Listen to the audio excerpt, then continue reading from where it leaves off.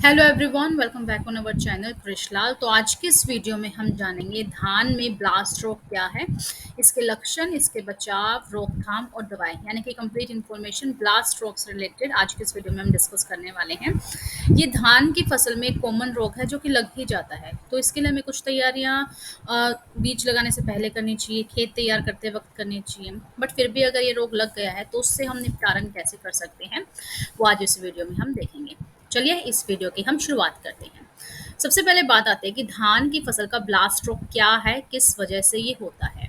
तो धान की फसल का जो ब्लास्ट रोग है, ये मैग्नापोर्था ओरिजा नामक एक फंगस होता है। ठीक है, जो फंगस होता है जिसे हम फफूंदी बोलते हैं, उसकी वजह से ये रोग होता है। और इसमें मैं आपको इमेजेस में दिखाती हूँ। कुछ इस तरीके जो फसलें होते हैं ना आपकी, या आपको पत्तियां दिख रही हैं, कुछ ऐसी जो पत्तियां हैं इसमें हो जाती हैं। और यह धान के पौधे की जमीन से ऊपर के सभी हिस्सों को प्रभावित करता है, यानी कि जड़ को प्रभावित नहीं करता, सिर्फ जमीन से ऊपर का जितना हिस्सा है उसको ये प्रभावित करता है। और आमतौर पर धान की फसल को प्रभावित करता है। और मिट्टी में नमी कम होती है। जब मिट्टी में नमी कम होती है ना, या फिर लगातार या लंबे समय तक जो जो बौछादार जो बारिश होती है वो, या फिर दिन में तापमान कम रहता है। कहने का मतलब है कि आपको पता है कि हमेशा धान के जो खेत होते हैं ना, उनमें हमेशा पानी जो है भरा रहना चाहिए, कभी भी उसमें पानी कम नहीं होना चाहिए। अगर उसमें नमी की मात्रा कम हो जाती है ना, तो इस वजह से जो है ये रोग लग जाता है। या दिन में तापमान कम रहता है ना, बारिश होती रहती है तो तापमान कम रहता है, उस वजह से भी ये हो जाता है। आप इन इमेजेस में देख सकते हो कैसे जो है धान के जो पत्तियां हैं, फसल हैं, कुछ इस तरीके से दिखाई देती हैं। दिन और रात के तापमान में ज़्यादा अंतर होने की वजह से जो पत्तियों पर ओस की बूंदें ना वो जम जाती हैं।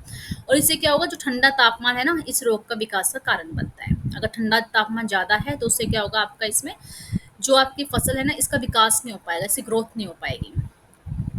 इससे आगे, ब्लास्ट रोग धान के फसल के सबसे विनाशकारी रोगों में से एक है, क्योंकि ब्लास्ट संक्रमण, रोपन या टिलरिंग स्टेज यानी जब पौधे जो है शाखाएं बनाते हैं, ठीक है, पौधों को कमजोर कर देता है ये। इससे पौधे का विकास के बाद के चरणों में पौधे का अनाज भराव क्षेत्र हो जाता है और उपज बहुत कम होती है।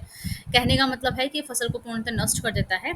और इससे जो है उत्पादन कम होता है, जिससे मुनाफा भी कम होता है।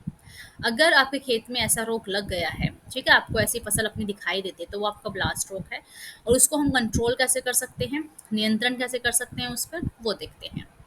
ब्लास्ट रोग के नियंत्रण करने का सबसे पहला जो तरीका होता है ना, वो होता है कि इसके लिए ब्लास्ट रोग प्रतिरोधी किस्मों का उपयोग करना चाहिए। जो आप धान के जो बीज लेके आते हो ना, सबसे पहले आपको हाई क्वालिटी बीज जो है वो लेके आने चाहिए।